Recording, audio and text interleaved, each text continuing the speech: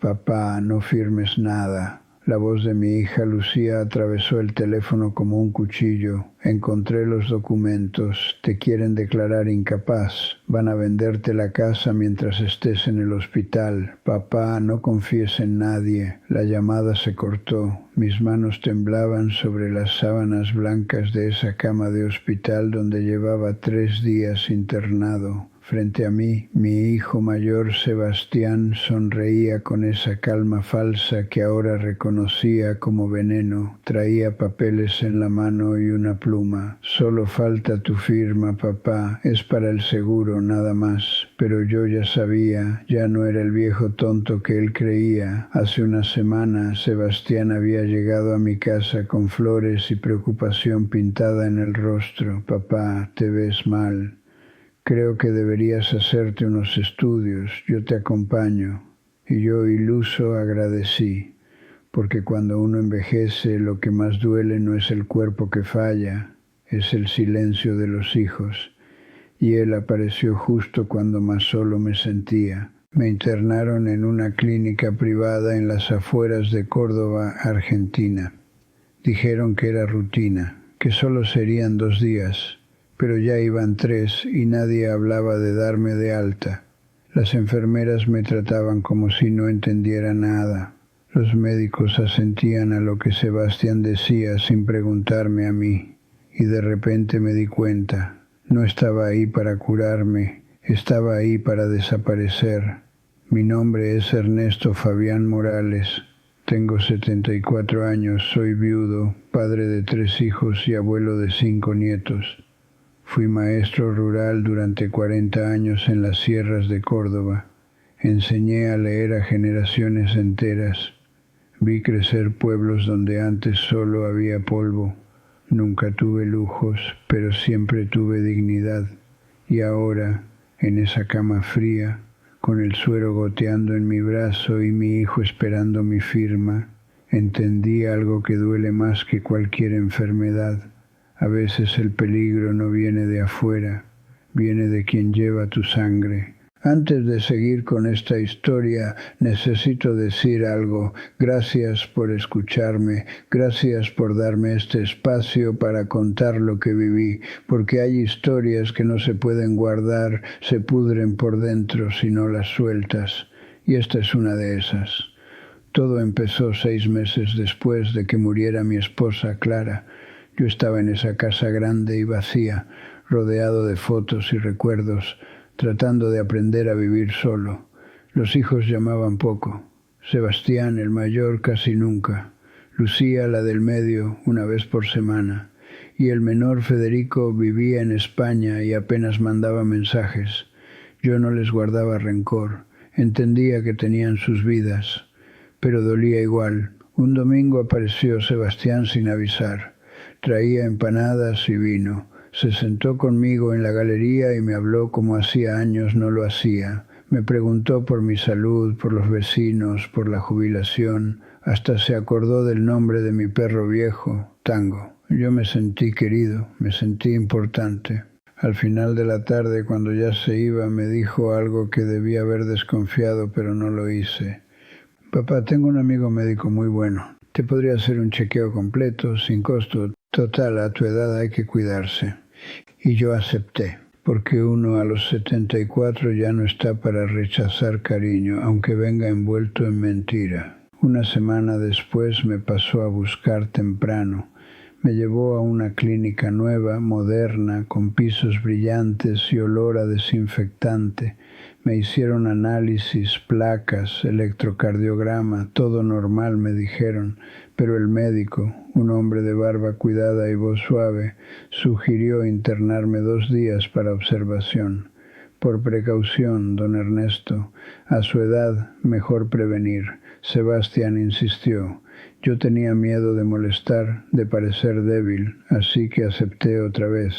Me instalaron en una habitación pequeña con ventana a un patio interno. Las primeras horas fueron tranquilas, pero después empecé a notar cosas raras. Las enfermeras me daban pastillas que no reconocía. El médico entraba poco y hablaba solo con Sebastián, nunca conmigo. Me preguntaban cosas extrañas. ¿Se acuerda qué día es hoy? ¿Sabe dónde está? Reconoce a esta persona como si estuviera evaluándome, como si buscaran algo que no encontraban. Al tercer día, cuando ya empezaba a desesperarme, sonó mi celular. Era Lucía. Y esa llamada lo cambió todo. Papá, escúchame bien, no firmes nada, nada. Sebastián está tramando algo horrible. Encontré documentos en su casa. Quiere declararte incapaz. Ya tiene un abogado. Ya habló con un juez conocido. La idea es internarte más tiempo, conseguir un certificado de demencia y quedarse con la casa. Papá, la casa está a tu nombre, pero él ya tiene un comprador. Solo necesita que te declaren incompetente para venderla sin tu permiso. Me quedé helado. El celular casi se me cae de la mano. ¿Cómo supiste eso? Fui a su casa porque me debía plata. Él no estaba y su mujer me dejó pasar. Vi los papeles sobre el escritorio. Papá, hay un contrato de compraventa con fecha futura. Hay un peritaje psiquiátrico ya redactado. Solo falta tu firma o la orden judicial. Tienes que salir de ahí. Ahora, la llamada se cortó porque entró una enfermera. Yo guardé el teléfono rápido y disimulé, pero por dentro era un volcán. Todo cobraba sentido, las pastillas, las preguntas, la internación que se alargaba. No me estaban cuidando, me estaban preparándome para ser declarado loco, para que un juez firmara un papel y mi vida dejara de ser mía, y todo por la casa. Esa casa que compré hace 40 años con el sueldo de maestro, ladrillo por ladrillo, fin de semana tras fin de semana. Esa casa donde criamos a nuestros hijos, donde Clara murió en mis brazos, donde están los árboles que planté, las paredes que pinté, los recuerdos que no tienen precio. Sebastián la quería y para tenerla estaba dispuesto a borrarme. Esa tarde vino con los papeles. Sonreía tranquilo como si nada. Papá, esto es solo un trámite. El seguro necesita tu firma para cubrir los gastos de la internación. Yo lo miré a los ojos y por primera vez en mi vida vi a un extraño. Leí el papel con cuidado aunque las letras bailaban. No era del seguro, era una autorización para que él administrara mis bienes por incapacidad temporal del titular. Sebastián, esto no es del seguro. Él cambió la expresión, se puso serio. Papá, confía en mí, es lo mejor para vos, así yo me ocupo de todo y vos descansás. Descansás, esa palabra me resonó como una condena. Descansar para él significaba desaparecer. No voy a firmar. Se acercó más. La voz ya no era suave. Papá, no estás bien. El médico dice que tenés episodios de confusión. Esto es por tu propio bien. Yo me incorporé en la cama todo lo que pude. Sebastián, yo estoy perfectamente lúcido y no voy a firmar nada. Salí de la pieza furioso. Yo me quedé temblando, pero también sintiendo algo nuevo. Furia. Una furia limpia, de las que te dan fuerzas cuando creías que no te quedaban. Esperé a que fuera de noche. Pedí ir al baño solo. La enfermera dudó, pero aceptó.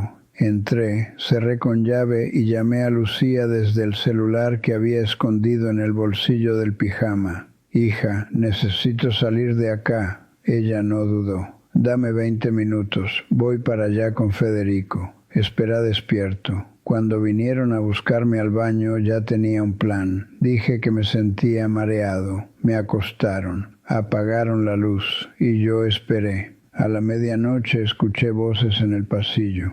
Era Lucía discutiendo con la enfermera de turno. Soy su hija y quiero verlo. Ahora. Entró a la habitación con Federico detrás. Papá, vamos, ahora. Me levanté, me puse las zapatillas y salimos. La enfermera intentó detenerlos, pero Federico, que es grande y tiene voz firme, le dijo algo que la dejó callada. Nos fuimos caminando rápido por el pasillo. Bajamos por las escaleras y salimos por la puerta de emergencia. El aire frío de la madrugada me golpeó la cara como una cachetada de libertad. Lucía tenía el auto esperando con el motor encendido. Subimos y arrancó a toda velocidad. Yo miré por la ventana y vi las luces de la clínica alejándose. Me había escapado, me había salvado, por ahora. Me llevaron a la casa de Lucía en Río Ceballos, un pueblito en las sierras a 1 hora de la ciudad. Ahí me sentí seguro. Federico se quedó conmigo esa noche. Tomamos mate en silencio hasta que salió el sol. Recién entonces pude hablar. ¿Cómo se enteraron de todo? Lucía suspiró. Yo sospeché hace tiempo.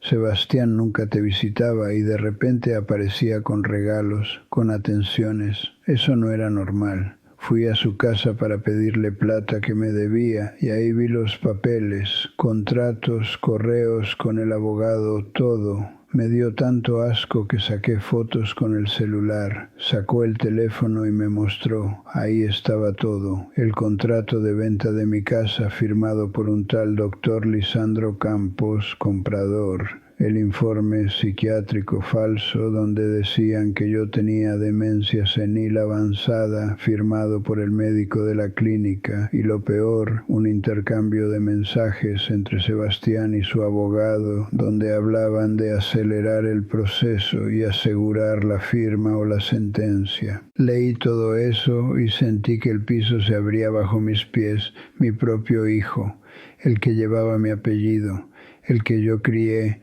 al que le enseñé a andar en bicicleta, al que pagué la universidad. Ese mismo hijo me estaba borrando de mi propia vida. ¿Por plata? ¿Por una casa? Federico puso la mano en mi hombro.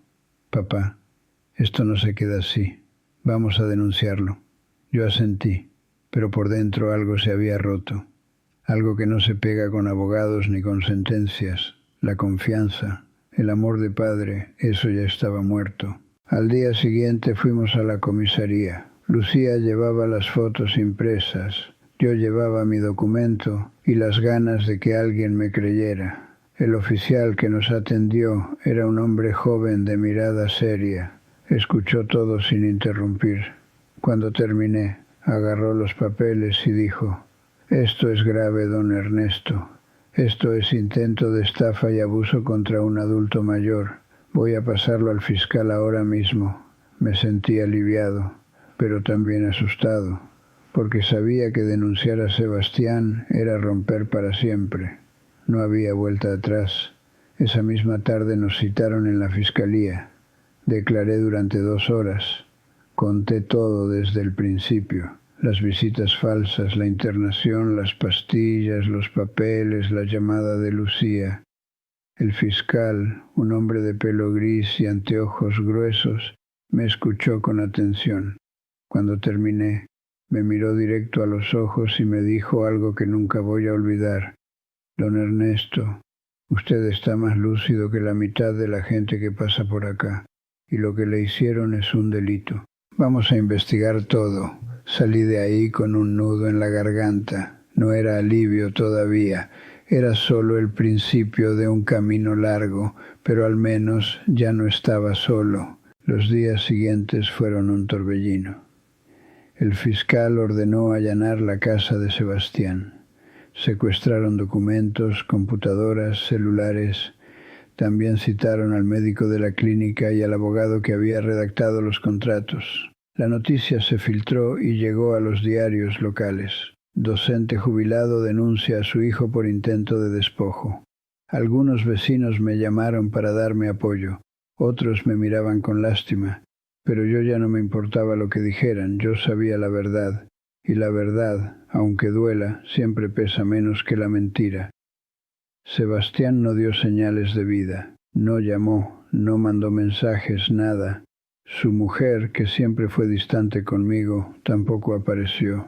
Era como si hubieran decidido que yo ya no existía. Y tal vez para ellos era así. Pero yo seguía acá, respirando, luchando. Una tarde recibí una carta certificada. Era de un estudio jurídico. La abrí con manos temblorosas.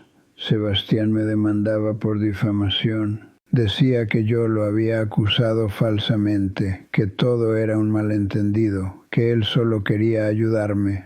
Me reí con rabia. porque eso era lo último que me faltaba, que el ladrón me acusara de mentiroso. Le mostré la carta a Lucía. Ella la leyó y la rompió. Papá, esto es una táctica. Quiere asustarte para que retires la denuncia. No le des el gusto. Y no se lo di. Esa misma semana contraté a una abogada. Se llamaba doctora Estela Romero. Era una mujer de unos 50 años, pelo corto, voz firme y mirada que no perdonaba. Me citó en su oficina y revisó todos los documentos. Cuando terminó, cerró la carpeta y me dijo: Don Ernesto, su hijo cometió varios delitos: estafa, falsificación de documento, abuso de confianza. Si todo se prueba, puede ir preso. Yo no sentí alegría, sentí tristeza, porque ningún padre quiere ver a su hijo tras las rejas, pero tampoco podía dejar que me borrara. La doctora Romero trabajó rápido, presentó pruebas, pidió peritajes, solicitó que me evaluaran psicológicamente para demostrar que yo estaba en plenas facultades. Me hicieron tests, entrevistas, exámenes, y todos dieron lo mismo. Ernesto Morales, 74 años, lúcido, coherente, con memoria intacta. No había demencia, no había incapacidad, solo había un hijo que mintió. El juicio oral se fijó para 6 meses después. Fueron 6 meses de silencio pesado. Sebastián seguía sin dar la cara. Su abogado pedía postergaciones, presentaba recursos, trataba de dilatar todo, pero la justicia, lenta pero segura, avanzaba. Yo me quedé viviendo con Lucía. Ella me cuidaba, me hacía compañía, me llevaba a caminar por las sierras. Federico venía cada 2 semanas desde España, y de a poco, en esa casa chica pero llena de amor, fui sanando. No del todo. Hay heridas que no cierran, pero al menos dejé de sangrar. Una mañana de sol claro llegó el día del juicio. Me puse mi mejor camisa, la que Clara me había regalado años atrás. Me peiné, me afeité, me miré al espejo y me dije en voz alta: Ernesto, vos no sos una víctima, sos un sobreviviente. Entramos a la sala. Sebastián estaba sentado del otro lado con su abogado. No me miró, ni una vez, como si yo fuera invisible, pero yo lo miré a él y lo que vi me dio pena. Vi a un hombre vacío, sin honor, sin alma. El fiscal presentó las pruebas, las fotos de los documentos, los mensajes, las declaraciones del médico que confesó haber firmado el informe falso a cambio de dinero, el testimonio del abogado que admitió haber redactado los contratos sabiendo que eran fraudulentos. Todo calzaba, todo cerraba. La defensa de Sebastián intentó argumentar que él solo quería protegerme, que yo estaba confundido, que él actuó de buena fe. Pero cuando me tocó declarar, lo dije todo. Miré al juez y hablé con la voz firme de quien dice la verdad. Yo no estoy confundido. Yo sé perfectamente lo que pasó. Mi hijo intentó robarme la casa, mi dignidad y mi libertad, y lo hizo con frialdad, con premeditación. No fue un error, fue un plan. El juez me escuchó en silencio. Cuando terminé, asintió. Gracias, don Ernesto. El veredicto llegó 2 semanas después. Culpable. Sebastián fue condenado a 4 años de prisión en suspenso y a reparación económica. También quedó inhabilitado para ejercer cualquier cargo relacionado con administración de bienes. No fue a la cárcel porque era su primer delito, pero quedó marcado. Y yo, aunque gané el juicio, sentí que había perdido algo que nunca iba a recuperar. Un hijo. Volví a mi casa, esa casa que casi pierdo. Abrí las ventanas, barrí el patio, regué las plantas que estaban secas y de a poco la fui llenando de vida otra vez. Lucía venía los domingos con sus hijos. Federico llamaba todas las semanas y yo seguía, porque eso es lo que uno hace, seguir. Una tarde estaba tomando mate en la galería cuando sonó el timbre. Abrí la puerta y ahí estaba él, Sebastián, más flaco, más gris, más roto. Me miró con ojos que pedían perdón sin palabras. Papá, yo no lo dejé terminar. Sebastián, ya no hay nada que decir. Cerré la puerta despacio, sin golpe, sin violencia, solo con la firmeza de quien ya tomó una decisión. Él se quedó del otro lado, no insistió, y yo volví a mi mate, porque hay personas que uno perdona, y hay personas que uno simplemente suelta, y yo lo solté, para siempre. Los meses pasaron. La casa volvió a ser mía en todos los sentidos, no solo en los papeles, también en el alma. Pinté las paredes, arreglé el techo, planté flores nuevas en el jardín, y cada vez que hacía algo, sentía que estaba recuperando pedazos de mí que creía perdidos. Una mañana encontré una carta debajo de la puerta. Era de Sebastián. La abrí aunque sabía que no debía. Decía cosas que ya no importaban, que estaba arrepentido, que no sabía en qué estaba pensando, que el dinero lo había cegado, que me pedía perdón. La leí hasta el final. Después la rompí, no por odio, sino porque ya no había espacio para eso en mi vida. El perdón no es olvidar, es soltar, y yo ya lo había soltado. Lucía me preguntó un día si alguna vez volvería a hablarle. No sé, hija, tal vez con el tiempo, pero ahora no. Ahora necesito estar en paz. Y ella entendió, porque hay cosas que no se pueden apurar. El tiempo tiene su ritmo, y yo estaba aprendiendo a respetarlo. Federico me llamó desde España para contarme que iba a ser padre. Me emocioné, iba a ser abuelo otra vez, y esa noticia me llenó de una alegría que hacía tiempo no sentía.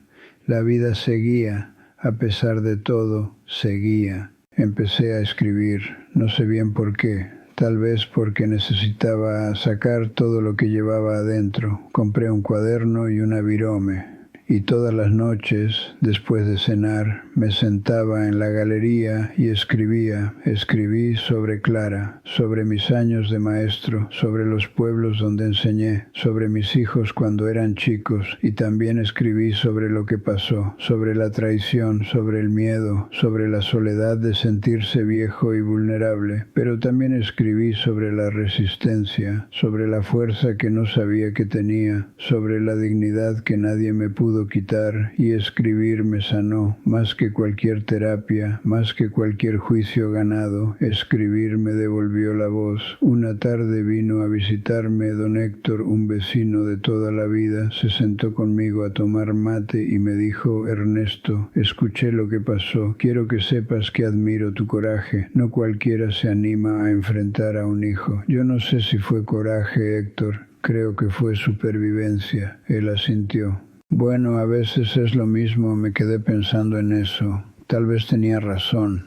Tal vez el coraje no es no tener miedo, es tenerlo y hacer lo que hay que hacer igual. Los domingos se volvieron sagrados. Lucía venía con los chicos, cocinábamos juntos, jugábamos en el patio, y en esos momentos, rodeado de risas y abrazos, entendí algo importante. La familia no es solo la sangre, es el amor, es la presencia. Es quien se queda cuando todo se derrumba, y Lucía se quedó. Federico también, aunque lejos, pero Sebastián eligió irse, y esa fue su pérdida, no la mía. Una noche soñé con Clara, estábamos en la casa, jóvenes otra vez. Ella me miraba con esa sonrisa suya y me decía: Ernesto, siempre supe que eras fuerte. Me desperté llorando, no de tristeza, de alivio, porque sentí que ella estaba orgullosa, y eso me bastaba. Volví a dar clases, no en una escuela, en mi casa. Vecinos empezaron a traerme chicos para que los ayudara con la tarea.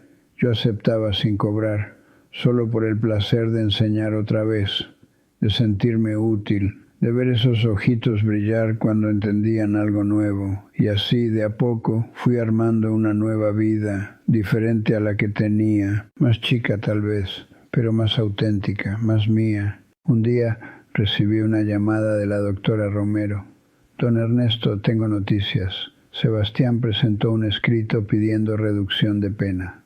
Dice que está arrepentido y que quiere reparar el daño. ¿Qué opina usted?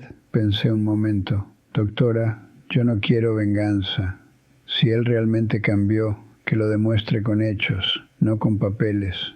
Pero yo ya seguí adelante. Ella entendió. De acuerdo, yo manejo esto. Usted quédese tranquilo. Colgué y me di cuenta de algo. Ya no sentía bronca, solo indiferencia. Y esa era la señal más clara de que había sanado, porque el opuesto del amor no es el odio, es la indiferencia. Y yo había llegado ahí. Sebastián ya no me dolía, simplemente ya no estaba. Los nietos de Lucía empezaron a llamarme todas las noches. Abuelo, contanos una historia. Y yo les contaba de cuando era maestro, de los alumnos que tuve, de las travesuras que hacían, y ellos se reían, y en esas risas yo encontraba sentido, porque eso es lo que queda al final, no el dinero, no las casas, las historias, los recuerdos, el amor. El primer aniversario del juicio lo pasé en silencio, no lo celebré, tampoco lo lloré, simplemente lo dejé pasar, porque ya no definía mi vida, era solo una fecha más, una cicatriz, pero las cicatrices no duelen, solo recuerdan que sobrevivimos. Federico volvió de España con su mujer embarazada, se quedaron una semana en mi casa, cocinamos asados, tomamos vino, hablamos hasta la madrugada, y una noche, mientras mirábamos las estrellas desde el patio, él me dijo: «Papá, sos un héroe». Yo negué con la cabeza: «No, hijo, solo soy un hombre que no se dejó borrar, y eso no te hace héroe, te hace humano». Él me abrazó fuerte, y en ese abrazo sentí todo el amor que Sebastián nunca pudo dar. El bebé nació en diciembre, una nena. Le pusieron Clara como mi esposa. Cuando me avisaron lloré de alegría, de gratitud, de amor. Viajé a España para conocerla.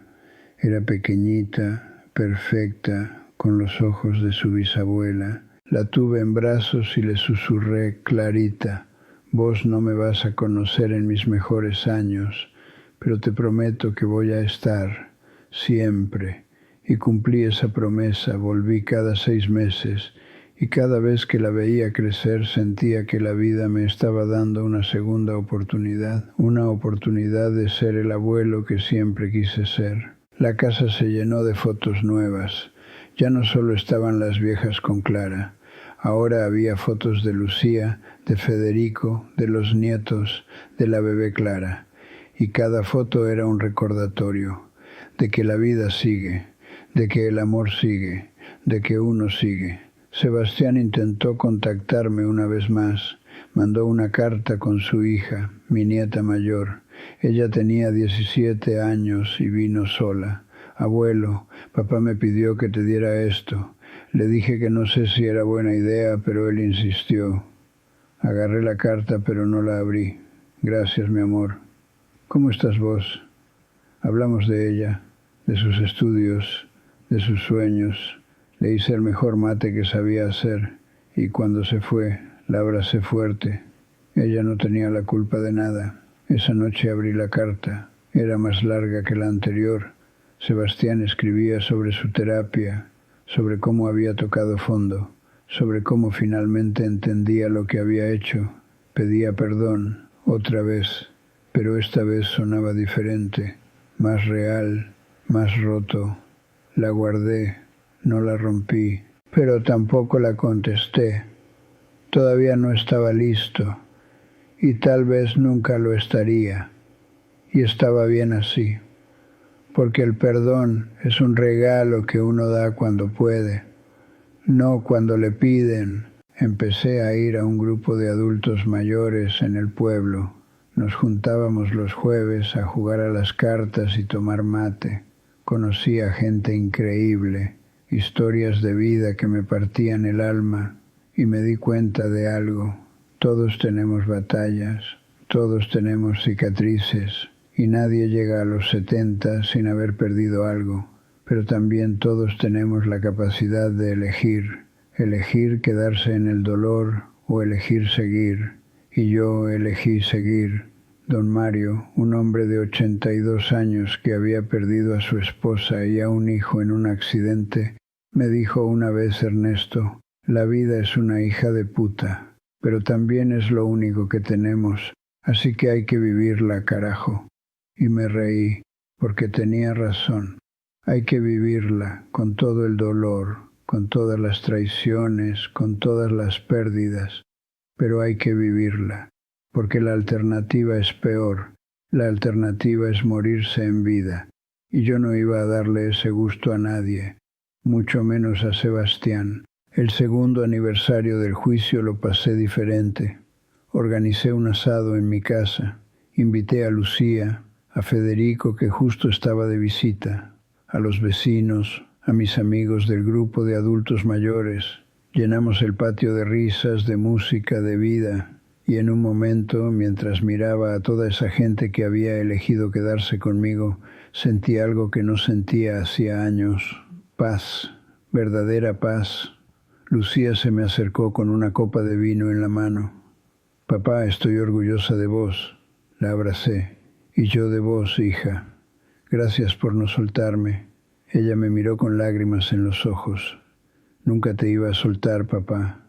Nunca.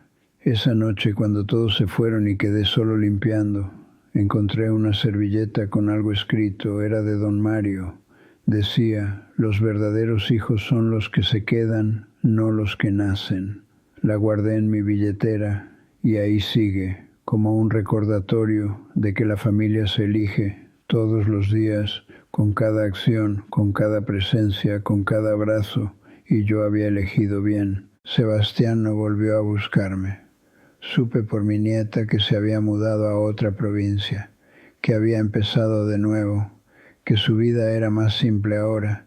No sentí nada, ni bronca, ni alivio, solo indiferencia, y eso confirmaba que el capítulo estaba cerrado. Los últimos años han sido buenos, no perfectos, pero buenos. Tengo mi casa, tengo salud, tengo a Lucía que viene cada semana, tengo a Federico que llama seguido y me manda videos de Clarita. Tengo mis clases en casa, tengo mi grupo de los jueves, tengo mate todas las tardes en la galería, tengo paz.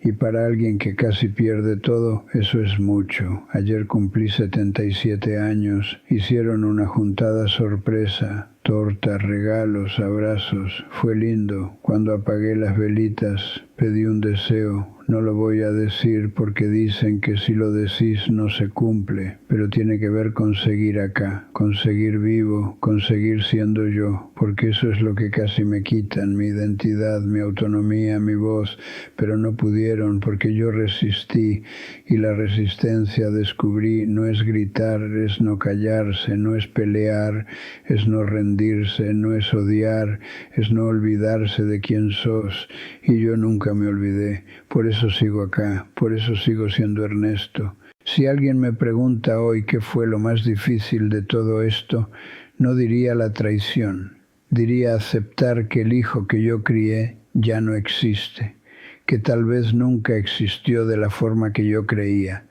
Y eso duele más que cualquier papel firmado o cualquier internación forzada. Duele en un lugar que no se ve. Pero también aprendí algo, que uno puede sobrevivir a ese dolor, que uno puede reconstruirse, que uno puede volver a confiar, no en todos, pero en algunos, y con eso alcanza. Lucía me preguntó hace poco si alguna vez voy a volver a hablar con Sebastián. No sé, le dije, tal vez algún día, cuando ya no me duela, cuando ya no importe, pero ese día todavía no llegó. Y tal vez nunca llegue, y está bien así, porque el perdón no es obligación, es elección, y yo todavía no elijo eso, tal vez mañana, tal vez nunca, pero hoy no, hoy elijo mi paz, mi casa, mi vida, las personas que se quedaron, y eso es suficiente, más que suficiente, es todo. Esta historia no termina con un abrazo, no termina con una reconciliación, termina conmigo, en mi galería, tomando mate, mirando el atardecer sobre las sierras. Termina con tango echado a mis pies, con el cuaderno donde escribo todas las noches sobre mi mesa, con las fotos de los que amo en la pared. Termina con vida, con dignidad, con verdad, porque eso es lo que queda cuando todo lo demás se cae. la verdad de quién sos. Y yo soy Ernesto Fabián Morales, maestro, padre, abuelo, sobreviviente, y nadie nunca me va a borrar eso. Esta casa es mía, esta vida es mía, esta historia es mía. Y la cuento porque necesito que se sepa que los viejos no somos descartables, que tenemos voz, que tenemos derechos, que tenemos dignidad, y que cuando nos quieren callar podemos gritar. Y yo grité, con cada denuncia, con cada declaración, con cada paso que di para salir de esa clínica, con cada decisión que tomé después, grité, y me escucharon y gané. No gané plata, no gané un hijo de vuelta, pero gané algo más importante, me gané a mí mismo de vuelta, y eso no tiene precio. Si estás leyendo esto y sos joven, te pido algo. Cuida a tus viejos, no por lástima, no por obligación, porque son personas, porque merecen respeto, porque un día vos también vas a ser viejo y vas a querer que alguien te cuide con amor, no con cálculo. Y si estás leyendo esto y sos viejo como yo, te digo algo, no te dejes, no te calles, no te rindas, porque tu vida vale, tu voz importa, tu dignidad no es negociable. Y si alguien intenta quitártela, lucha, aunque sea difícil, aunque estés cansado, aunque sea tu propio hijo, lucha, porque vale la pena. Yo soy la prueba, yo luché, y acá estoy, respirando, viviendo, contando mi historia, y mientras pueda hablar, mientras pueda escribir, mientras pueda estar acá en mi galería con mi mate y mi perro, voy a seguir, porque eso es lo que hacemos los que sobrevivimos. Seguimos, no por terquedad, no por venganza, sino porque la vida, con todo lo que trae, sigue siendo un regalo, y yo no estoy dispuesto a devolverlo, todavía no. Todavía tengo historias que contar, todavía tengo nietos que abrazar, todavía tengo atardeceres que mirar, todavía tengo mate que tomar, y mientras tenga eso voy a estar acá, firme, entero, vivo, porque soy Ernesto Fabián Morales, y esta es mi historia, la historia de cómo casi me borran y de cómo no lo permití.